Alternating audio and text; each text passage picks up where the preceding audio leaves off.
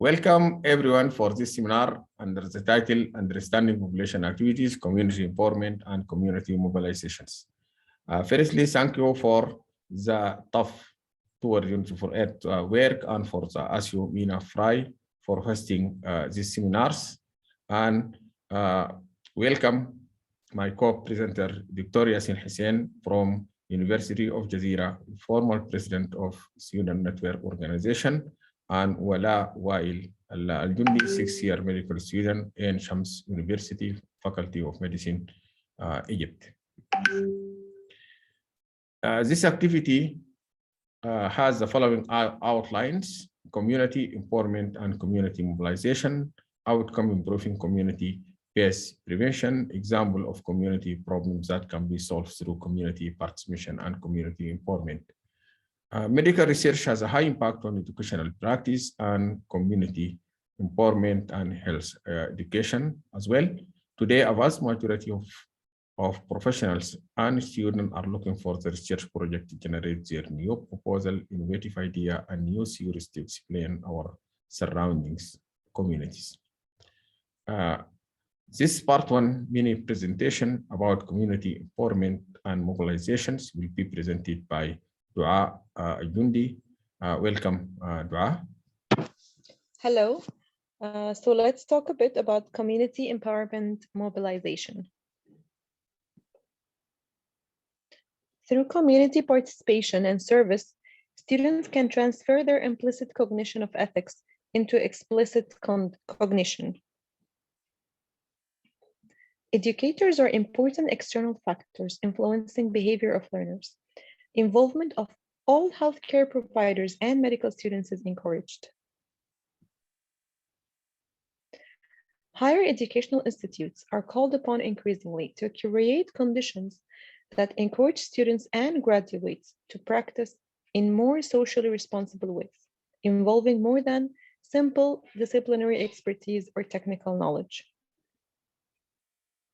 This would enable them to develop professional skills facilitated by interactive engagement within community settings. There are 8 principles known as the skills for change agent. Principle number 1 is take advantage of your strength and complement your weaknesses. Principle number 2, understand the system you're working within. Principle number 3, follow the shining spots. Know what is working well. Principle number 4, form a powerful project team and, if need be, a group of trusted advisors. Principle number 5, communicate the vision. Principle number 6, create a thorough and flexible project plan, timeline, and key milestones. Principle number 7, plan for and create short-term successes. Number 8, use your institutional and personal network strengths to overcome difficulties. About the participation for empowerment, community participation. It involves that community members, leaders, and/or groups participate in one or more phases of an activity or project. Participation may involve contribution of ideas, priorities, resources, time, decision-making, implementation, or evaluation. The goal of participation is to give the communities ownership, the ability to express themselves, to learn from them, and ultimately to empower them through the transfer of skills, abilities, and knowledge. Participation is a process, often leading to some other end product. Community mobilization. That's when community or groups within the community organize around a particular issue with or without the promotion of outsiders. Community members work together to resolve the issue or overcome a problem. For example, communities are often mobilized to build their own school. The goal of community mobilization is to solve a particular problem. Community empowerment. This is through participation and transfer of skills. Communities assume responsibility for identifying problems, prioritizing needs, mobilizing resources, negotiating, planning, implementing, and evaluating activities for the common good and on an ongoing basis. The goal of community empowerment is to enable, and empowerment is the end product of the project or a program. Examples of characteristics of an empowered community.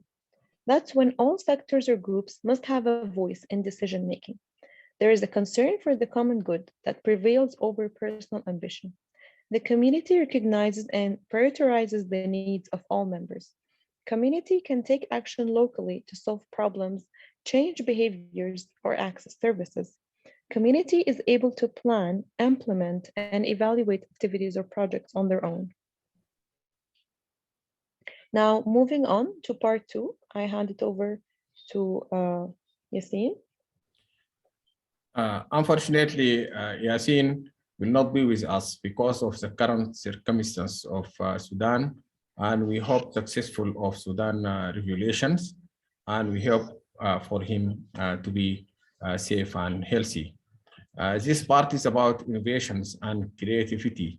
Community empowerment and community initiative will be through their full participation in all stages of Singin's planning, implementation, management, and evaluation of the project, and encourage them to develop their health system by themselves at a cost that they can offer to maintain development at every stage and in the spirit of self-reliance and self-determination. This is the key principles of any successful project. Do not control, respect, believe, quality, flexibles, working within the group, listens, process, learning, and letting go to our own perceived idea and input. Equity, all our voice should to be here, empower, honor, group, and identify opportunities for our development within our local communities. Uh, this is innovation cycles, which start with investigation, innovation, implementation, insight, inclusion, and introspection. During this process, we should always be informed, ask, consult, listen to, involve, co-develop, and ownership as well. Innovation and creativity is very important for every project.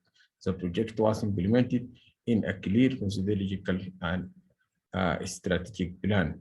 As a society has been mobilized by the end of the project and empowered by the strengthening and encouraging it to solve its various problems. It is pointed that health promotion and disease prevention has a role on socio-economic development and the development as well. Now, moving to this part three is about improving community-based prevention. Briefly, I can cover this part. There is 6 competence for effective community development agents. These are relating to the community and interpersonal communications, negotiations and conflict resolutions, planning and evaluation of activities within community member, strengthening community leader and organization, and finally assessing community empowerment. Getting to outcome improving community-based prevention. This is a toolkit organized around a 10-step process to help communities plan, implement, and evaluate the impact of their program that attempt to prevent these any negative behaviors.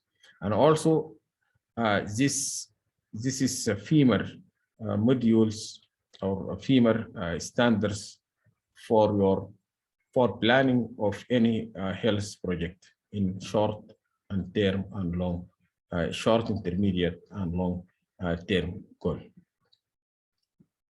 We can conclude that undergraduate extracurriculum research activities can be employed for the community promotion and community empowerment with a valuable achievement.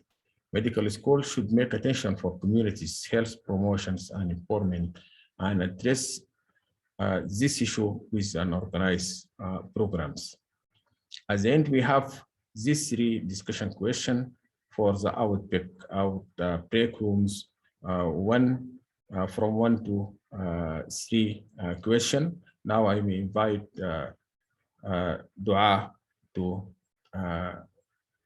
mention this question or to explain this for you. Welcome, Dua. Hello.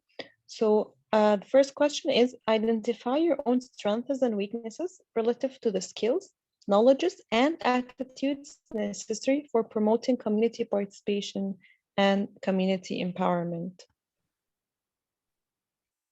Should I carry on with the next question? Yes, carry on. The second question is, give examples of problems or situations that a community might be able to resolve on their own and list these.